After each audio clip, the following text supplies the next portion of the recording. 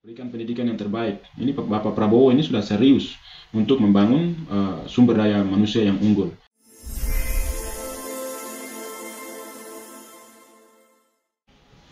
Oke, kali ini kita mau membahas tentang transmigrasi, ya. Tapi video yang lalu saya membahas tentang kita harus menambah skill, kita harus berjuang, bersaing karena masuknya manusia, mobilitas manusia itu terjadi di seluruh dunia dan terjadi hampir setiap hari. Kali ini kita melihat bahwa ada dua jenis transmigrasi di tanah Papua. Transmigrasi yang pertama adalah yang difasilitasi, dibiayai oleh pemerintah. Yang kedua adalah transmigrasi perpindahan orang yang terus terjadi oleh sponsor diri sendiri atau saudaranya yang terus masuk setiap hari. Ya, itu perpindahan orang. Nah, pemerintah Indonesia tidak bodoh. Mereka membuang isu duluan. Mereka katakan bahwa ada berita, terutama media memainkan peranan penting bahwa Indonesia akan mengirimkan transmigrasi di tanah Papua. Bahkan sudah ada 10 wilayah, 10 tempat yang sudah disiapkan. Ya. Lalu melihat reaksi, 1-2 minggu belakangan melihat reaksi masyarakat. Sudah ada banyak penolakan. Ya, banyak demo, banyak penolakan, aktivis, dan juga hampir semua elemen yang peduli terhadap masyarakat Papua itu menolak. Pemerintah tidak menolak, pemerintah tidak bersuara, Majelis Rakyat Papua tidak ada suara. Ya. Nah, artinya apa? Pemerintah mereka diam, Majelis Rakyat Papua yang harusnya berdiri di depan untuk menolak, tapi diam. Artinya transmigrasi itu akan jalan. Tetapi dalam wajah yang berbeda. Presiden Prabowo dan juga Menteri Transmigrasi menyampaikan bahwa termasuk AHY, ya, Pak Agus Harimurti Yudhoyono mengatakan bahwa transmigrasi lokal, ya. Lalu transmigrasi itu menunggu usulan atau respon daerah. Artinya bahwa ada kontribusi pemerintah daerah orang asli Papua sendiri yang akan minta berapa banyak orang dari luar yang mau ditempatkan di daerah-daerah. Jadi bukan lagi mengirimkan masyarakat biasa, tetapi mengirimkan PNS, TNI, Polri, apalagi tenaga-tenaga ahli. Ya, mereka datang bukan sendiri, bawa keluarga, bawa sanak saudara, family handetolang. Ya. Nah, jadi pemerintah ini cerdas. Mereka membuat seolah-olah itu adalah orang Papua, gubernur, bupatinya yang minta ke pusat. Kamu butuh apa? Kamu butuh masyarakat yang skillnya seperti apa? Lalu mereka akan ditempatkan di daerah otonomi baru, provinsi yang baru. Nanti setelah provinsi yang baru kan ada banyak kabupaten akan lahir, ya.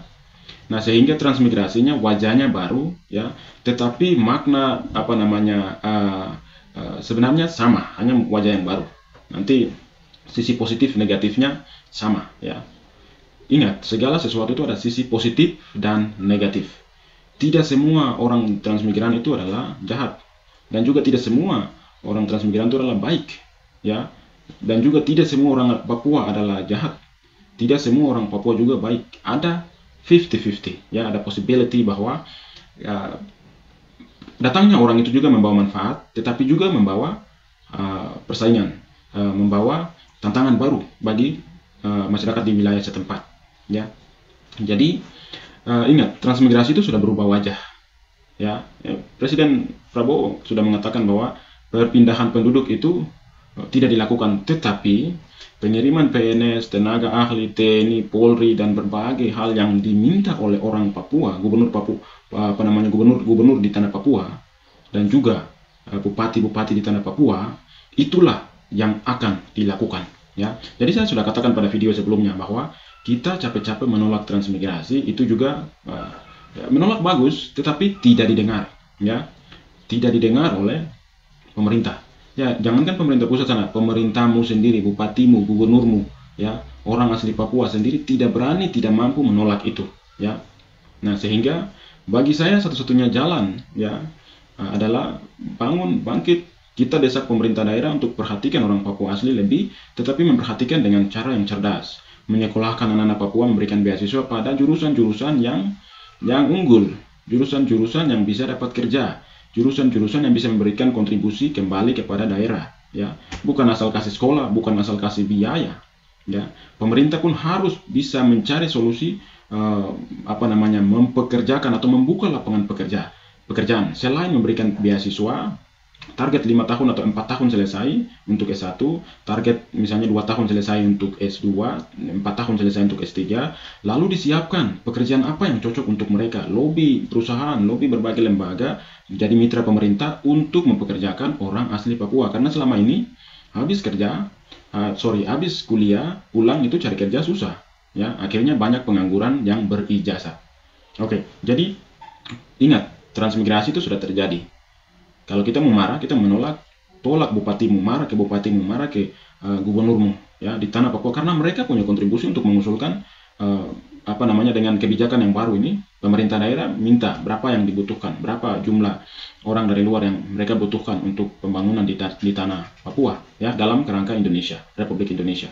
Jadi saya pikir daripada kita rugi dua kali, kita sudah menolak, tapi kita juga diam-diam saja, tidak berkontribusi dalam pembangunan, lalu nanti ujung-ujungnya kita kecewa sendiri. Lebih baik, karena kita tidak mampu menolak transmigrasi, sehingga kita membangun diri, ya, berikan modal kepada orang asli Papua dan awasi untuk usaha, berikan pendidikan yang terbaik. Ini Bapak Prabowo ini sudah serius untuk membangun sumber daya manusia yang unggul. Nah, kita harus, orang Papua, mengambil kesempatan itu, ya. I think that's all for today. I'll see you in the next video. Bye bye.